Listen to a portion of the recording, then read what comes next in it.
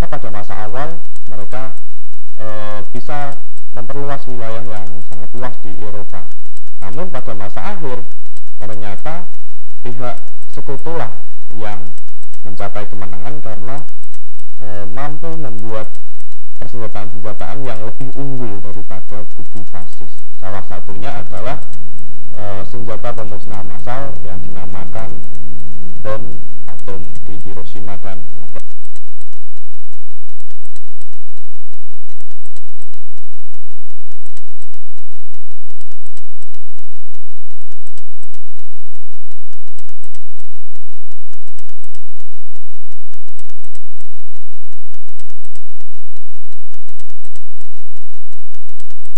Pertama adalah munculnya dua kekuatan yang sangat besar setelah Perang Dunia Kedua.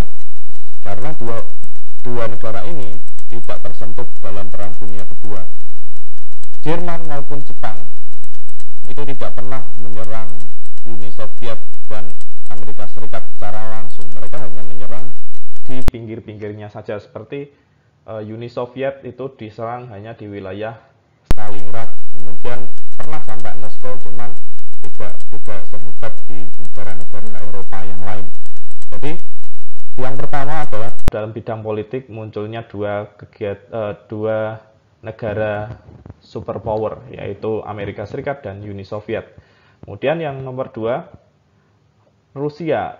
Di sini bukan Rusia ya, tapi Uni Soviet menjadi kekuatan baru dan menjadi saingan berat Amerika Serikat dengan dua paham yang dimiliki masing-masing, yaitu Amerika berpaham liberalisme atau kapitalisme, kemudian Uni Soviet dengan pahamnya yaitu komunisme.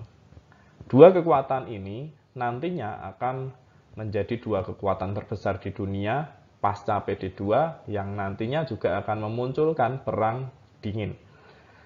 Kemudian terjadinya perebutan hegemoni antara Uni Soviet dan Amerika Serikat, kemudian munculnya nasionalisme di Asia dan menentang imperialisme negara barat sehingga memunculkan negara-negara baru, katakanlah seperti Indonesia, kemudian Malaysia, kemudian ada Laos, Kamboja, dan lain-lain, itu merdeka setelah adanya Perang Dunia Kedua.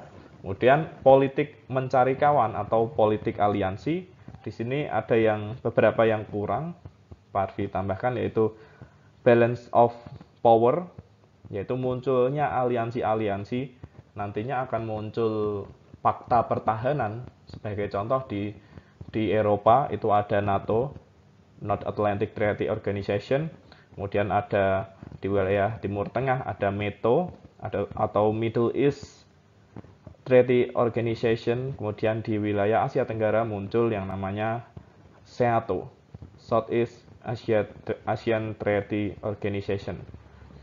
Kemudian yang terakhir muncul politik pemecah belah terhadap negara-negara seperti Jerman, Austria, Trieste, Korea, dan Indochina. Kemudian pada bidang pada bidang ekonomi, yaitu Amerika Serikat muncul sebagai kreditur bagi seluruh dunia, diantaranya dengan melalui doktrin Truman, Marshall Plan, dan 4-Point Truman dan Colombo Plan. Jadi Amerika menolong negara-negara yang mengalami kehancuran akibat Perang Dunia Kedua, tapi dengan cara kredit. Nah, dengan cara inilah kemudian banyak negara yang berhutang kepada Amerika, dan ini dimanfaatkan Amerika sebagai salah satu bentuk mengakomodir negara-negara tersebut untuk masuk ke paham liberalisme. Sehingga suatu saat juga Uni Soviet juga melakukan hal yang sama, sehingga dua negara ini akan saling berperang dalam hal konflik perang dingin pada masa setelah Perang Dunia Kedua. Kemudian pada bidang sosial, munculnya gerakan sosial untuk membantu memulihkan kesejahteraan rakyat yang porak-poranda akibat perang. Hal tersebut terlihat karena Amerika Serikat memiliki keinginan tersendiri, memiliki niat tersendiri, dan Uni Soviet juga sama. Kemudian muncul inisiatif untuk mendirikan lembaga internasional yang memiliki wibawa dalam memelihara perdamaian dunia. Jadi di sini ada satu organisasi baru untuk memelihara perdamaian dunia. Kalau sebelumnya itu ada LPP, pada masa setelah Perang Dunia Kedua itu muncul yang namanya PBB, yaitu organisasi yang kemudian mendamaikan dunia pasca Perang Dunia Kedua, dan organisasi ini sampai sekarang pun masih berdiri, atau Perserikatan Bangsa-Bangsa. Organisasi ini merupakan inisiatif dari Franklin Delano Roosevelt atau presiden dari Amerika, kemudian yang diteruskan oleh penggantinya yaitu Harry S. Truman, Winston Churchill dari Inggris, dan kemudian ada Joseph Stalin merupakan pemimpin dari Uni Soviet. Jadi ketiganya bersatu dan kemudian mendirikan yang namanya PBB. Oke, Pak Ardi rasa cukup sekian. Apabila ada sesuatu yang kurang, mungkin penjelasannya terlalu cepat atau kalian ada yang perlu ditanyakan, bisa langsung komen atau japri saja ke Pak Ardi. Oke, terima kasih. Wassalamualaikum warahmatullahi wabarakatuh.